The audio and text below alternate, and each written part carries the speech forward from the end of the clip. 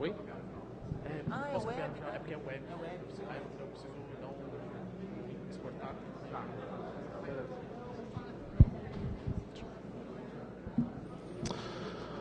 Boa noite, pessoal. Meu nome é Thiago. Eu sou pesquisador da USP. Já trabalhei recentemente no Laboratório de Mobilidade Urbana e Cidades Inteligentes, lá de São Paulo. Também, atualmente estou trabalhando com projetos de cultura digital, também na Prefeitura de São Paulo. Faço parte do coletivo Lactantes, também estou integrando a coalizão de direitos da internet, da rede. Hoje a ideia aqui é falar um pouco sobre a privacidade, sobre vigilância em massa, entender o histórico e o porquê a gente deve se preocupar com isso, e ensinar algumas técnicas para navegação mais segura. Em alguns momentos anônimo e em alguns momentos só para evitar trackings de algumas empresas. Também vamos falar no final sobre o Android replicante. Essa parte quem vai falar é o Elton.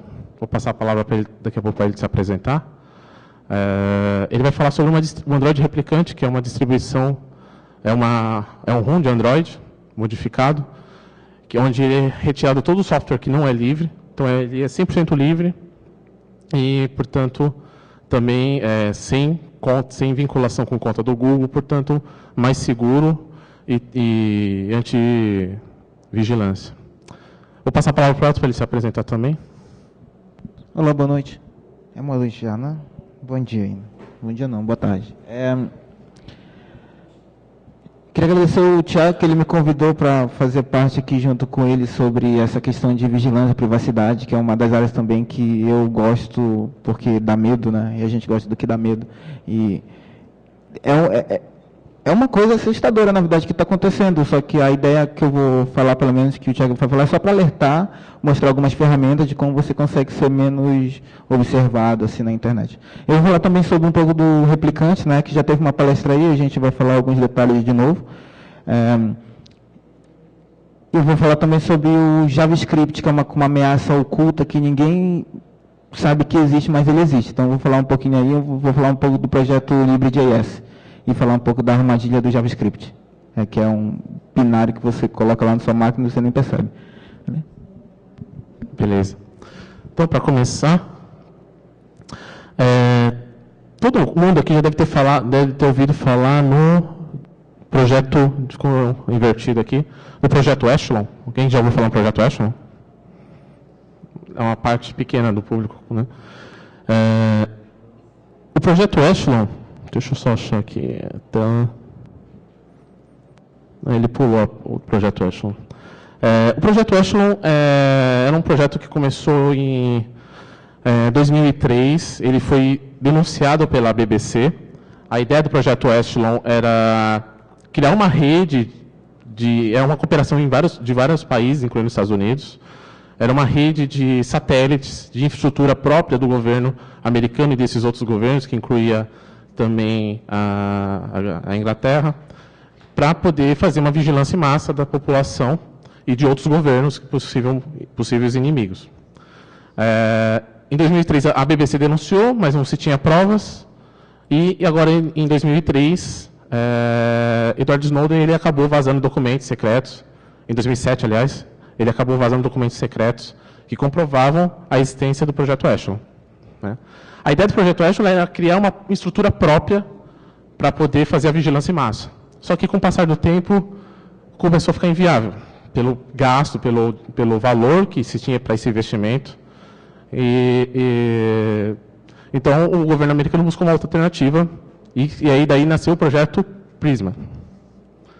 O projeto Prisma, basicamente, peraí, as pessoas já estão fornecendo as suas informações gratuitamente para várias organizações, por que eu tenho que montar a minha própria infraestrutura para poder coletar essas informações? Então, ela acabou resolvendo fazer um pacto com essas empresas, contratos comerciais, onde ela praticamente tinha a senha de root lá dos servidores deles. Eles tinham acesso a todas as informações que a gente tem, sem restrições. Então, em 3 de novembro de 97, a BBB confirmou a existência do Prisma.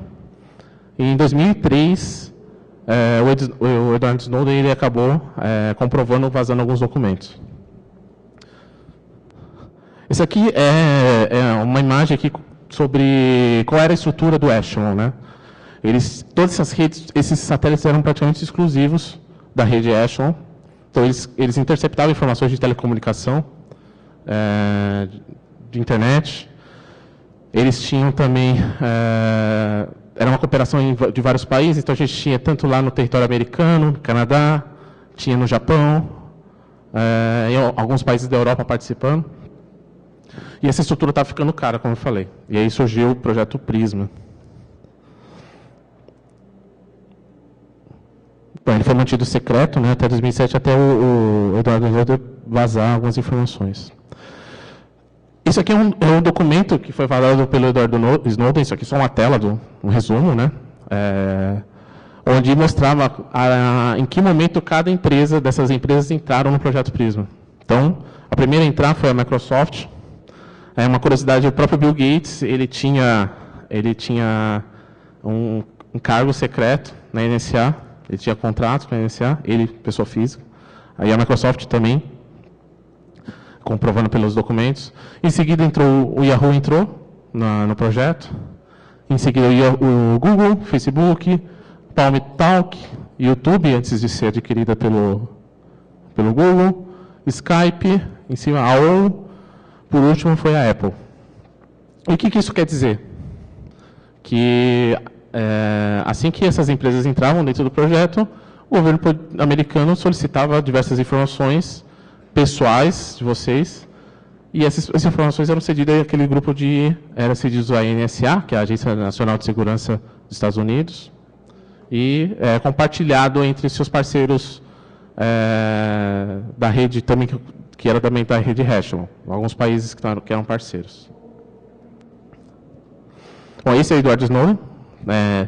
Talvez vocês já viram falar dele, teve bastante notícia. Ele era um funcionário da CIA, que prestava serviço para a NSA.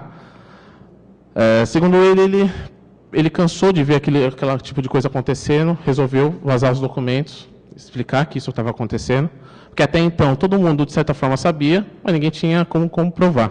Era tudo especulações. E, a partir das denúncias dele, com a comprovação dos documentos vazados na Wikileaks, a gente teve a comprovação de que realmente essa espionagem em massa acontece em todo o planeta. Tanto que foi na época que a gente ficou sabendo também que os Estados Unidos estava... Um dos principais focos de espionagem era o Brasil e o governo brasileiro. Hoje ele está exilado, né, ele não pode voltar para os Estados Unidos, ele não pode nem sair de onde ele está, escondido. Ele participa, uma curiosidade, ele tem participado de conferências internacionais através de um robô. Foi uma forma que ele achou para poder participar e estar presente e continuar denunciando.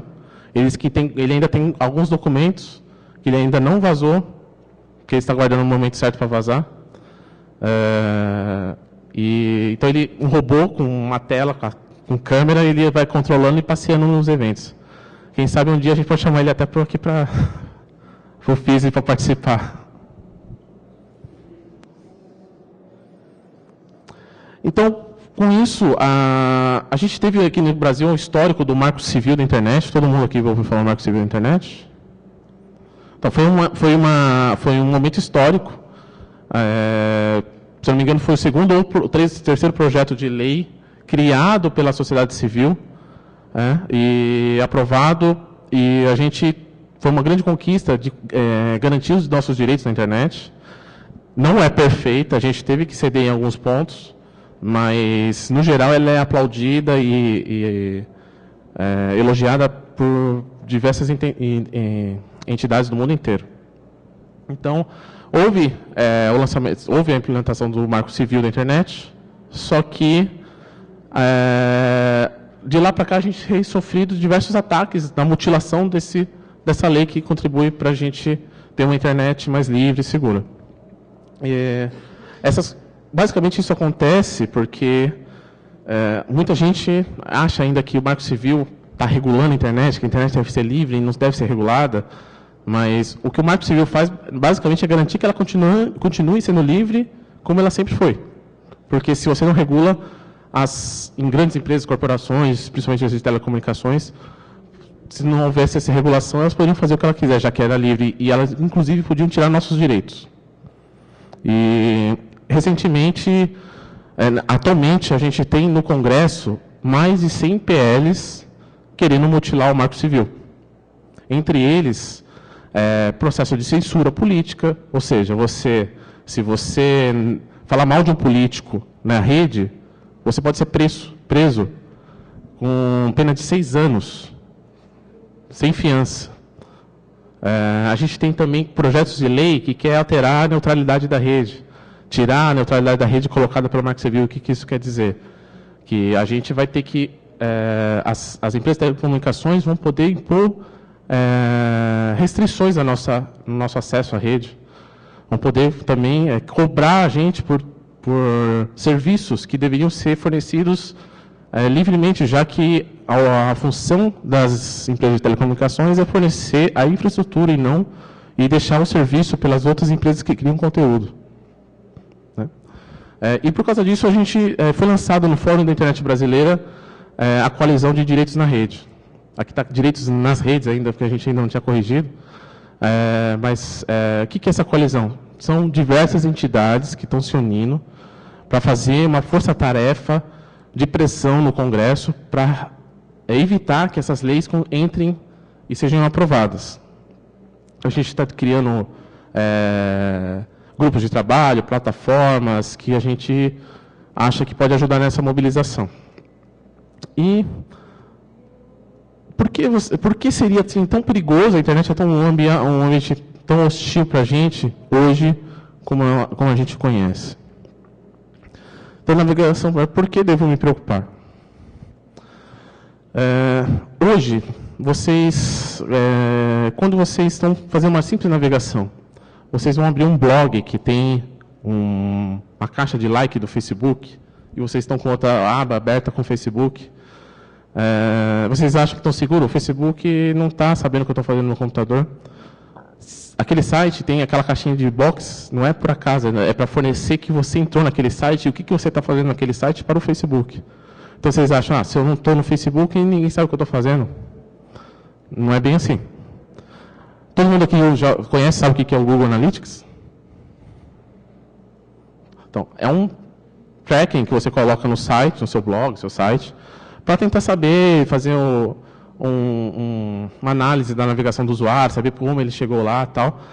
É super útil para a gente, que não quer explorar muito a privacidade das pessoas, mas a gente está sendo extremamente nocivo contra o usuário do nosso site. Porque as informações que o Google Analytics apresenta para a gente é mínimas em relação ao que o Google consegue pegar das pessoas.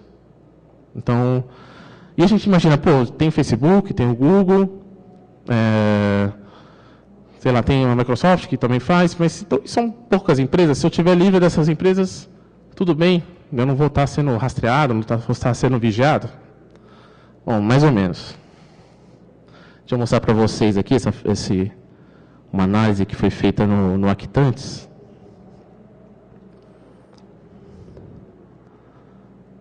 Só um segundo. O coletivo Actantes, que preza por direitos na rede, por privacidade, uso de criptografia como defesa, criou uma análise de como é o uso dos cookies por principais serviços e portais na internet. Ele rastreou como esse cookie se conecta com outros serviços. E ele conseguiu fazer rastreando, fazer um gráfico que apresenta a promiscuidade que existe entre os serviços, trocando as informações entre você. Então, vocês acham assim, esse aqui só está vendo se eu estou vendo meu e-mail, esse aqui só está vendo meu chat, esse aqui só está vendo minha navegação, esse aqui está vendo minha compra. Só que essas informações estão compartilhadas entre todos, que, na verdade, todos sabem sobre todos. Então, deixa eu...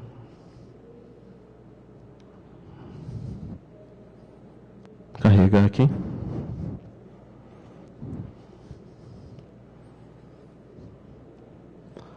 Esses aqui são os internacionais, deixa eu pegar os nacionais para a gente começar.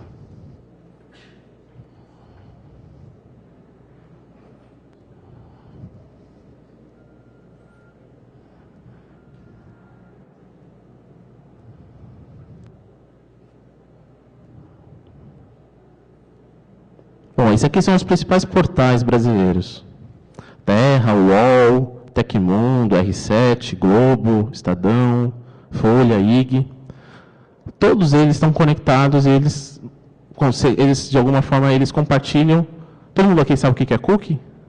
Navegador? Para quem não sabe, toda vez que você entra num portal, num site, se você não desabilita o cookie do seu navegador, às vezes você é obrigado, porque você quer acessar aquele serviço só funciona com o cookie habilitado. É um arquivinho que ele permite salvar dentro na pasta do navegador, com algumas informações sobre você, para que quando você retornar naquele site, ele continuar sabendo que é você. Então, ele consegue salvar seu histórico, mesmo que você não esteja logado, nem nada. Então, quando você navega, por exemplo, no site do Terra, esse aqui são quantidade os vermelhos são os grandes, né, portais, grandes hubs.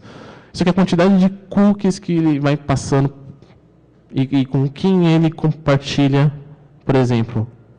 Deixa eu ver alguma... RTS...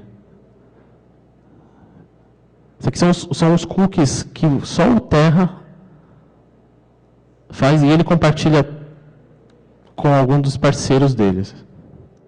Deixa eu voltar aqui.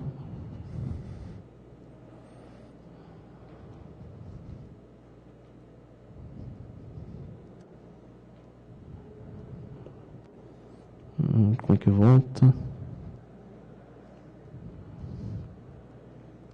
Deixa eu tirar aqui. Então, aqui a gente vê como eles compartilham todos os cookies deles. Então, se você está navegando aqui, por exemplo, na UOL, ele recebe também os cookies e as informações que a Terra consegue fornecer, porque é um acordo comercial entre eles, né?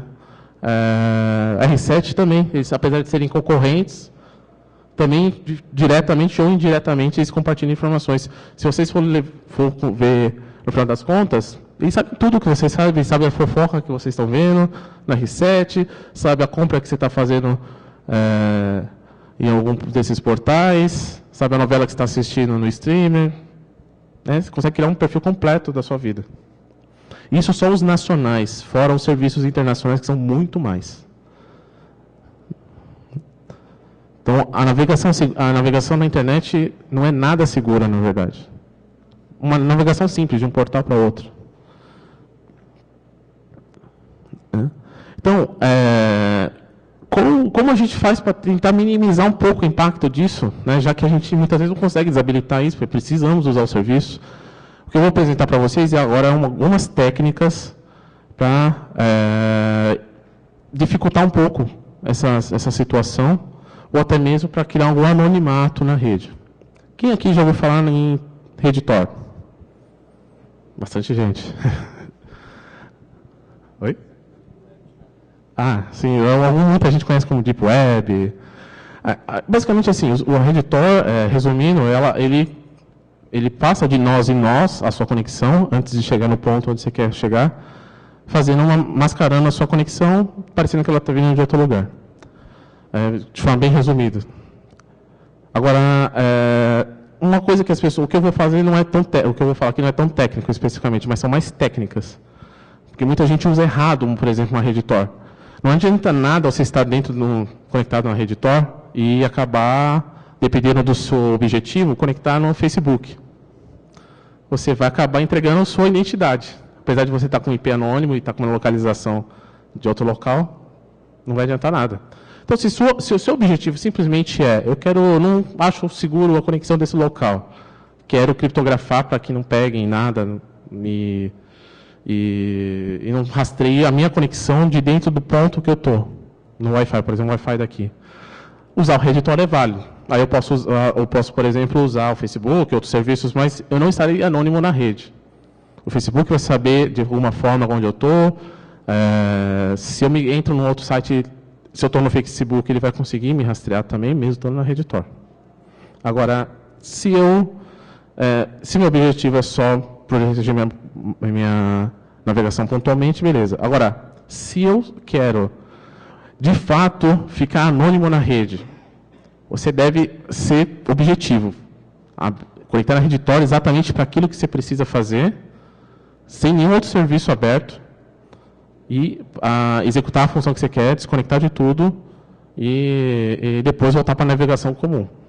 Agora, no dia a dia, como fazer para se proteger um pouquinho mais desses tracks, sem ser até mesmo necessitando pela rede Tor? Existem algumas técnicas específicas, alguns add-ons para Firefox, que você pode utilizar. Primeiro, um adendo sobre o Firefox. Ele é open source, não é exatamente software livre.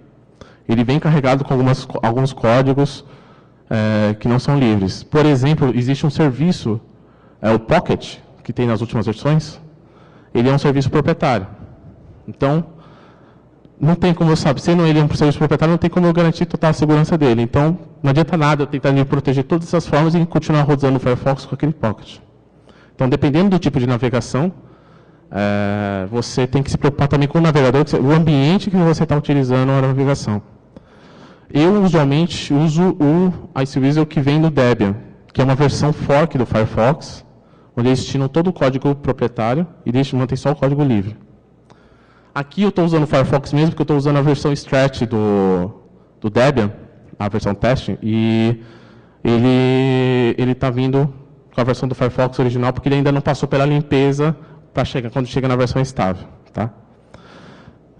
Eu vou sentar aqui e mostrar para vocês alguns add-ons do Firefox que vocês podem utilizar para proteger, de certa forma, a navegação de vocês. Deixa eu fechar aqui algumas abas. Valeu. Valeu.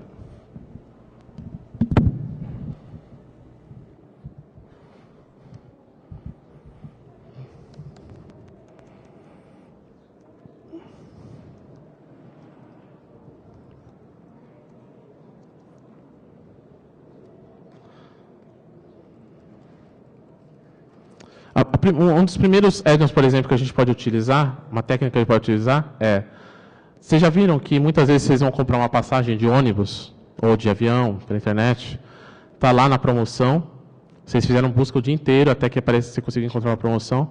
No meio da compra, às vezes, some a promoção, ou então você volta um pouco depois, 5 minutos depois, a promoção não está mais lá. Então, isso não é assim, pode ser uma coincidência ou não. Claro que não. Na verdade, o que acontece? Você salvou o seu cookie, a empresa sabe que você teve interesse por aquela passagem, ela propositalmente, quando ela reconheceu que o cookie estava na sua máquina, ela aumentou a passagem, numa segunda visualização. Porque ela sabe que você queria comprar, que ela estava muito interessada pelaquela passagem.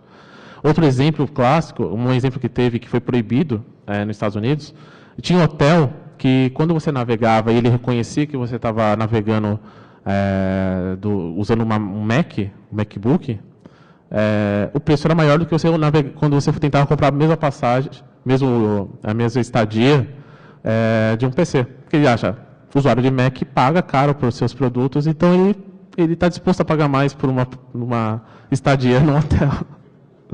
Bem complicado, né? Então, até mesmo compra, se você uma coisa que é comprovada, já saiu em alguns jornais e as empresas, as operadoras de voo, falaram que era um bug, mas é mentira. Isso aí continua e sempre teve. Se você tentar comprar passagem como se estivesse navegando fora do Brasil, alguns preços são mais baixos, porque é conhecido que brasileiro é disposto a pagar, no geral, a pagar mais pelo serviço do que gente de outras nacionalidades.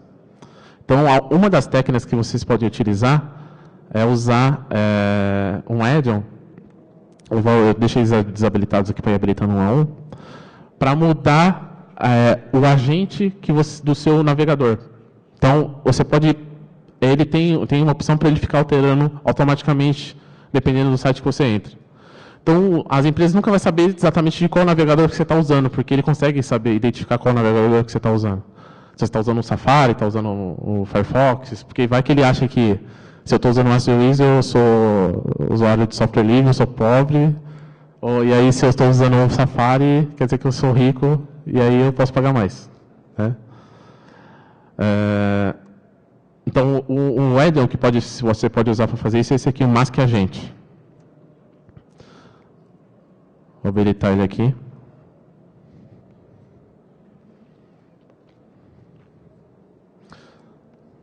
Ele fechou lá o Firefox, vai abrir de novo, reiniciar. O Mask Agent, você pode escolher que agente é o seu navegador. Né? E ele tinha uma versão, até pouco tempo, que você conseguia fazer essa troca automática. Deixa ele carregar aqui. Ele carregou aqui.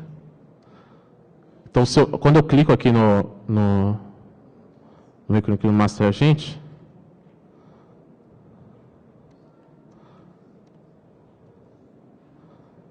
eu vou só ir lá na personalização dele, que eu troco nas preferências dele, e você pode vir aqui e escolher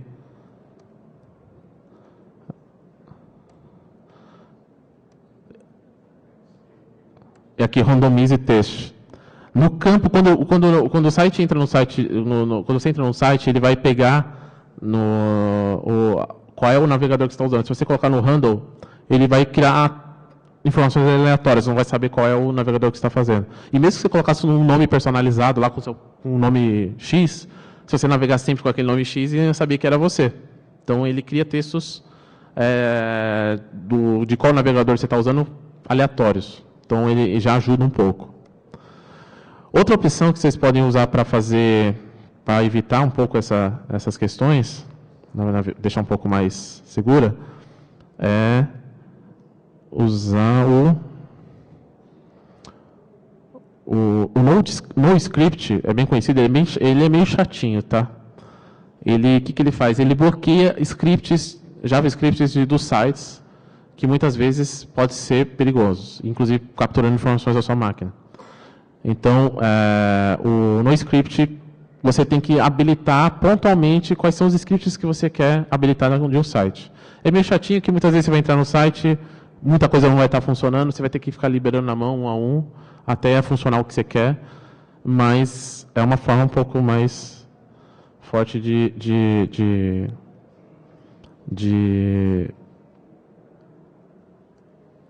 um pouco mais forte de evitar esses JavaScripts, né, nocivos. Outra ferramenta que vocês podem utilizar é o Proxy Tool. Tá? Porque assim, você pode escolher da onde você está querendo vir na navegação, mas tem que ter uma atenção de não escolher proxies que não são seguros. Né? Tem que fazer uma pesquisa para ver quais proxies, porque no proxy ele está passando, por onde está passando a sua conexão. Então, se ele não for um servidor seguro de proxy, ele pode estar coletando sua navegação, então não vai adiantar nada. Com o proxy, você pode selecionar também de que país você está vindo fazendo a conexão. Então, no caso de uma compra de uma passagem, você pode escolher que você está fazendo uma compra da Argentina, você vai conseguir pagar mais barato a passagem, porque ele não está sabendo quem é você, de onde você está vindo, ele acha que sua conexão está vindo da Argentina, junto com o Mask Agent, ele não vai saber se você está usando o Mac ou não. Então, facilita um pouquinho mais. Tem uma alternativa também para o Mask Agent, que é o Handle Agent Spoofer, que ele faz basicamente a mesma coisa, mas ele tem algumas opções a mais. Vou habilitar aqui para... Agora, em alguns sites, vai ser inevitável. Você vai ter que habilitar os cookies do seu navegador, porque senão você não vai conseguir usar o site. Ele vai informar, a gente só funciona, só vai conseguir o serviço se tiver com os cookies habilitados e tudo mais. Mas aí, se você deixa habilitado... toda vez você vai ter que limpar os cookies para não ficar um histórico completo, toda a navegação. Então, o Self-Destruct Cookies é um add-on no Firefox que você consegue automatizar a destruição desses cookies de tempos em tempos, de login ou logout de sessão, de quando você fecha o navegador ou quando você abre o navegador. É um pouquinho chato, porque muitos serviços... A maior parte do serviço que você pretendia deixar logado direto, toda vez que ele destruir o cookie, ele vai deslogar e vai pedir para você logar de novo.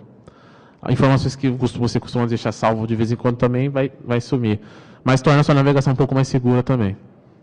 Já que você não vai guardar um histórico onde os sites vão ter acesso. Bom, outra ferramenta tem uma alternativa. Essa aqui, infelizmente, não é. Recentemente eu descobri que não é livre. Mas vocês podem descobrir faz algo semelhante. Eu sei que tem, eu não consegui fazer uma pesquisa ainda para passar para vocês, que é o Ghostery. Alguém já ouviu falar no Ghostery? Tá. Então, eu usava ele constantemente, achando que era livre e tal, mas ele na verdade não é, então não pode se dizer que é 100% confiável. Existe um alternativo que eu não achei aqui para pesquisa, para passar para vocês.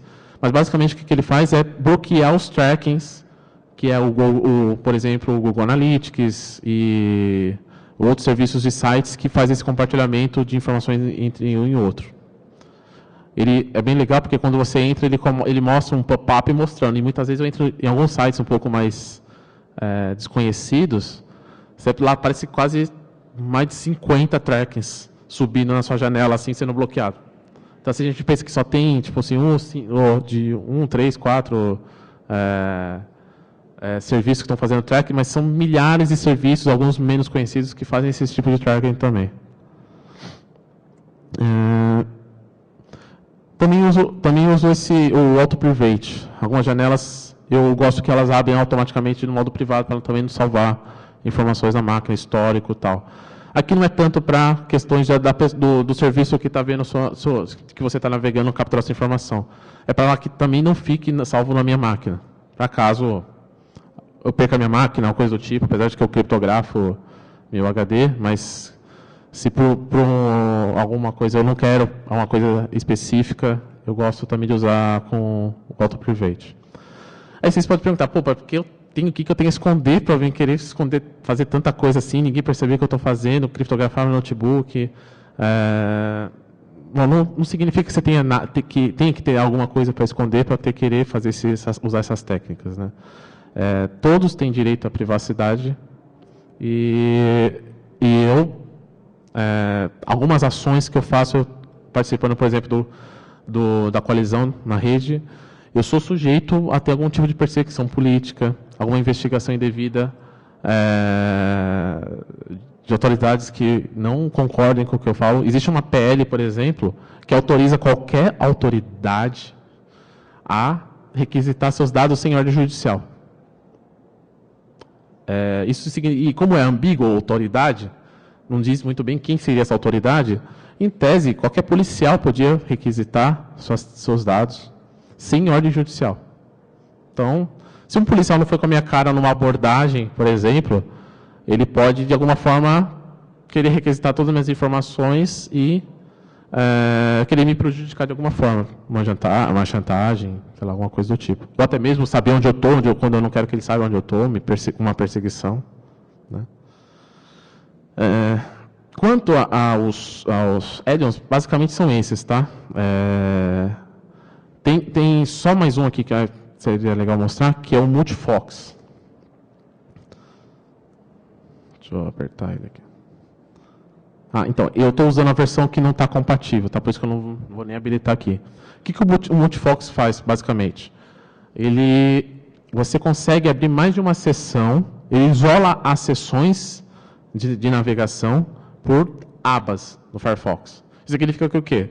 Eu posso abrir uma aba com uma conta no Gmail, por exemplo, ou qualquer serviço Gmail, e eu posso abrir uma outra aba com outra conta do Gmail, que eles não vão se interferir, não vão se comunicar. O objetivo colocado por eles é basicamente para isso, para abrir mais de uma conta com várias sessões no mesmo navegador. Mas eu uso, na verdade, para outra coisa. Eu uso para isolar as sessões dos meus navegadores, porque se eu, por exemplo, tiver com um navegador, uma aba com Facebook, entrar num blog que tem aquele like do Facebook, que faz o tracking, o like do Facebook não vai saber que eu estou logado na outra aba. Né? Então, ele não sabe que eu naveguei ali e entrei naquele blog. Né? Então, parece um pouco para nós. Se você juntar tudo isso aqui, a navegação que seria em segundos, você vai ter que fazer em 5 minutos, habilitando tudo isso, usando essas técnicas. Por isso, existem níveis para vocês fazerem isso. Se o que vocês vão fazer, a navegação que vocês vão fazer demanda mais segurança, é bom que vocês juntem um pouco de todas essas técnicas e utilizem elas em conjunto. Se no dia a dia você pode usar uma ou outra dessas técnicas aqui para a navegação ficar um pouquinho melhor. Então, o que eu recomendaria, além dessas técnicas? Usar Regitor. Se vocês estão em um ambiente público, vocês podem usar simplesmente para que o dono daquele ambiente, o Wi-Fi, não intercepte essas informações, mas sabendo que os serviços vão te identificar de alguma forma, porque você está logado nesses serviços. E se caso vocês precisam fazer uma ação específica, que vocês precisam de fato anonimato, uma ação ativista, uma articulação entre movimentos sociais, ativistas, aí vocês têm que estar totalmente... Na verdade, o ideal é que vocês não usem nenhum desses add-ons, inclusive habilitados. O ideal é que vocês usem um navegador limpo, como o próprio Tor Browser. O Tor Browser, basicamente, é um fork do Firefox, onde eles deixam ele limpo, deixam o essencial para a navegação, porque, no caso de anonimato, quanto menos, melhor. Né? Quanto menos possibilidade de algo te identificar, melhor. Então, se for usar Tor para anonimato, use o Tor Browser com nada habilitado, com nenhum add-on instalado. Essa seria a melhor forma de anonimato. Se vocês, na navegação do dia a dia, vocês, dependendo do nível de... Por exemplo, vocês vão comprar uma passagem, vocês podem usar uma técnica, vocês vão fazer uma compra, pode usar outra técnica. Tá? Então, vocês fazem essas combinações, nada é perfeito, não dá para usar tudo ao mesmo tempo, nem existe a solução perfeita, cada caso é um caso. Eu vou passar a palavra para o Elton. Ele vai falar sobre o Android replicante, que na verdade é um pouco disso tudo aqui, né? Porque assim, não adianta, por que a importância do software livre em tudo isso? Não adianta nada usar essas técnicas se você estiver usando no Mac. Né?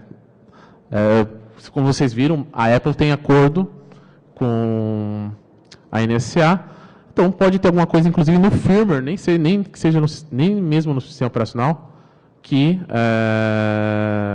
pode estar simplesmente interceptando tudo isso no nível da máquina, no nível do sistema operacional. Então, todas essas técnicas vão por terra. Né? Então, a única forma de garantir, de fato, a segurança, usando todas essas técnicas, é usando um ambiente livre, realmente livre, que não é toda a distribuição de Linux que é livre. E aí vai, assim, é o livre da liberdade, vai de acordo com a sua paranoia em relação a esse assunto. Eu, particularmente, confio muito no projeto Debian. Então, eu uso Debian só com o repositório man, sem nenhum drive, nenhum firmware proprietário. Com todas essas técnicas, aí eu me sinto seguro. Agora, até mesmo numa distribuição de Linux que de um projeto que não é confiável ou que vem carregado de softwares que não são livres, você não pode garantir a segurança mesmo usando todas essas técnicas. Bom, vou passar agora a palavra para o Elton, ele vai falar um pouquinho sobre o replicante.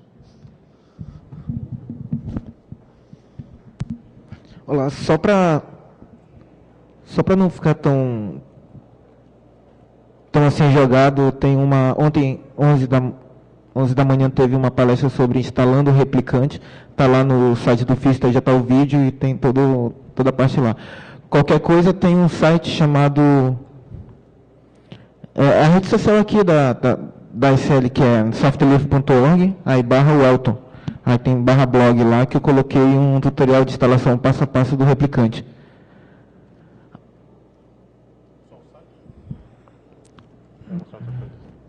Sim, eu só isso aqui, ó. Vamos ver se vai.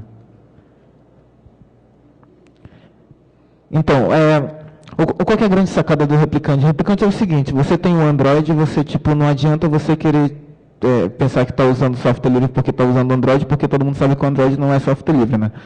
O Android é meio que open source, que é a mistura de software livre com software proprietário. O próprio criador do código aberto, do open source, ele fala assim: eu concordo com tudo que o Richard Stallman fala, unicamente que ele quer que tudo seja 100% livre. E eu, como código aberto, open source, acho que o código livre, o software livre e o software proprietário podem coexistir. Está lá no documentário o cara falando assim, o cara Bruce Perens.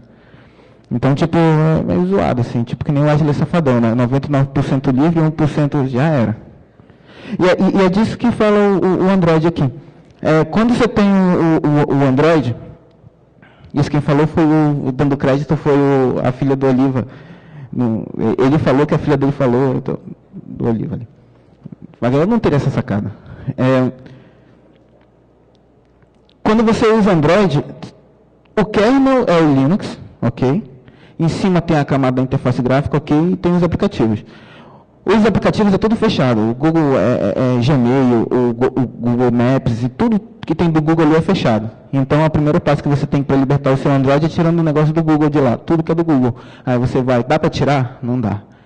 No caso, você tem que formatar seu celular e instalar um outro sistema operacional. E um sistema operacional que é mais livre do que o Android, fora que tem, além das coisas do Google, tem uma porrada de coisa da Samsung, da LG, da Vivo, da Oi. Então, você instalando um sistema operacional que não tenha nada do Google, só tem o kernel ali, a interface gráfica, os aplicativos sem ser do Google, já é uma liberdade um pouco melhor. Porém, você liga, aí está funcionando, você instala o CyanogenMod, que é outro projeto, inclusive está ali do lado. Esse aqui é o projeto CyanogenMod. Tá, então aqui tem uma porrada de CyanogenMod.org, você vê aqui qual que é o seu. Ele vai tirar tudo do Google, você instala, tem lá um tutorial passo a passo como instalar isso aqui no smartphone. Só que você instala e fica perfeito, voando, muito rápido, só porque não tem mais nada de aplicativo que fica meio que, né, tirando, rastreando, fazendo essas coisas assim, porque ele fica direto executando alguma coisa lá, tipo antivírus, fica alguma coisa executando. Só que aí funciona o Wi-Fi, funciona o Bluetooth, funciona a câmera da frente, funciona tudo no teu celular. Detalhe, atualmente não existe para Samsung S3, pelo menos software livre que faz funcionar o Wi-Fi. Não existe. Se está funcionando no teu smartphone Wi-Fi, é porque é software proprietário. E isso daí é meio zoado a gente pensar. Opa, 5 minutos. Eu já estou terminando. A segunda coisa Isso daí significa o kernel, e o kernel está cheio desse código fechado para fazer funcionar para o bem da população, saca? O software livre com esses pequenos blobzinhos assim de empresas que ficam fazendo sei lá o quê. Tanto é que dentro do sistema Gmod saiu o projeto Replicante, que é um projeto que, além de tirar todo o software fechado que tem, ele também tira o software fechado que tem do firmware.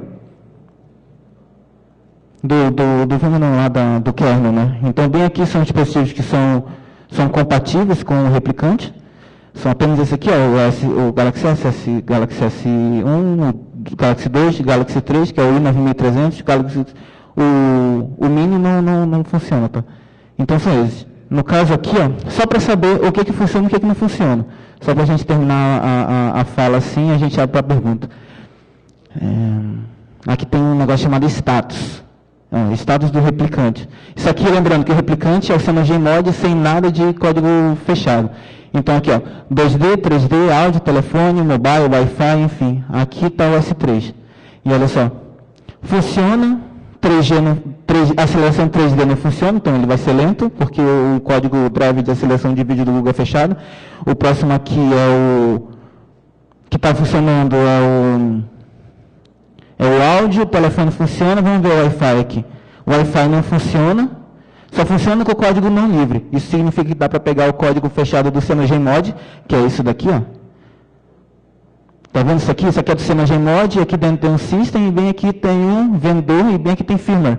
Em detalhe, isso daqui que faz funcionar o Wi-Fi, o Bluetooth e tudo. E o que está escrito aqui dentro de cada coisinha desse? Isso aqui.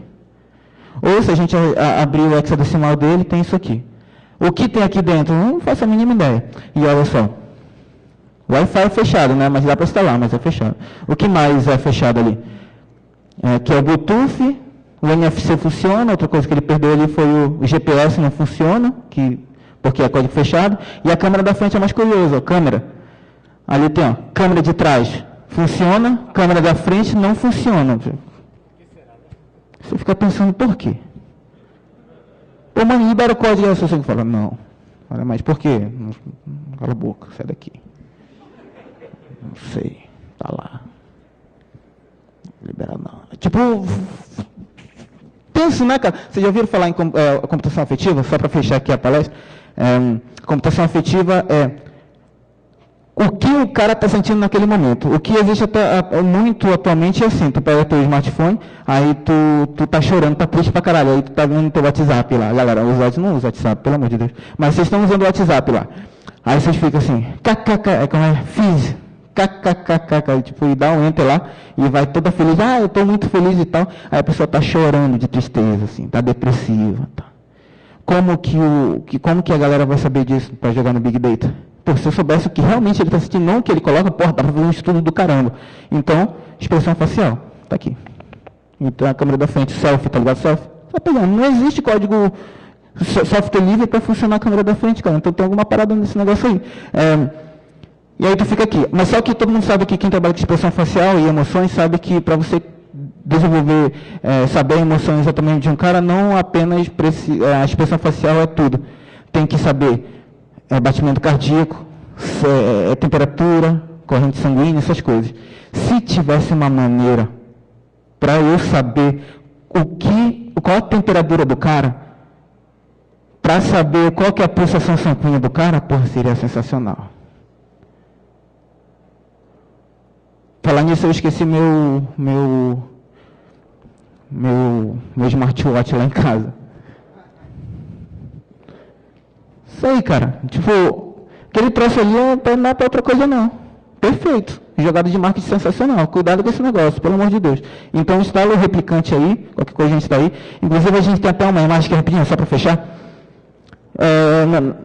Depois da palestra, os meninos foram lá no stand do FreeSol, que a gente, o Thiago e nós somos coordenadores do FreeSol Brasil, né? E aí os meninos foram lá e eles levaram o celular deles e a gente instalou. E, tipo, é uma galera, quem quiser participar da comunidade, a gente vai fazer um site futuramente chamado replicante.org.br ou replicante.com.br, sei lá, para juntar a galera do Brasil para ajudar, porque a galera está precisando muito fazer a engenharia reversa para fazer funcionar Wi-Fi, Bluetooth, essas porra. Eles já fizeram com o modem. Antigamente nem ligavam o smartphone, só que agora liga. E aí eles fizeram uma engenharia reversa e conseguiram fazer o software livre para fazer funcionar o modem para ligar. Então, sensacional. Pessoal, obrigado. Daqui eu vou passar a palavra aqui, depois a gente abre para a pergunta, tá? Só para finalizar, uma última dica, aí você se pergunta, pô, não está funcionando isso, não está funcionando aquilo, por que eu vou usar esse celular? Pô, no seu dia a dia você pode precisar fazer outras coisas, mas pontualmente você vai querer uma comunicação mais segura. Então, por exemplo, eu tenho 2 celulares. Tenho um não seguro, digamos assim, onde eu tenho tudo aqui instalado, eu uso o que eu precisar. Aí, quando eu quero fazer uma comunicação segura, mesmo que tenha usar um aplicativo criptografado, o ambiente não é seguro, então não adianta estar criptografado. Ele pode estar tirando print da minha tela, pode estar copiando o Clipboard, enfim. Então, eu tenho um outro Android, comprei um celular S3 com Android replicante para comunicação segura. E aí, fechando, tem um site, chama Guardian Project. Ele tem lista de aplicativos que essa organização garante que são seguros. E todos são software livre. Então, quem quiser saber, tem aplicativo para chat, para navegação e para outras coisas. Pessoal, acabou o tempo. Obrigado pela presença de todos. Pergunta? Não?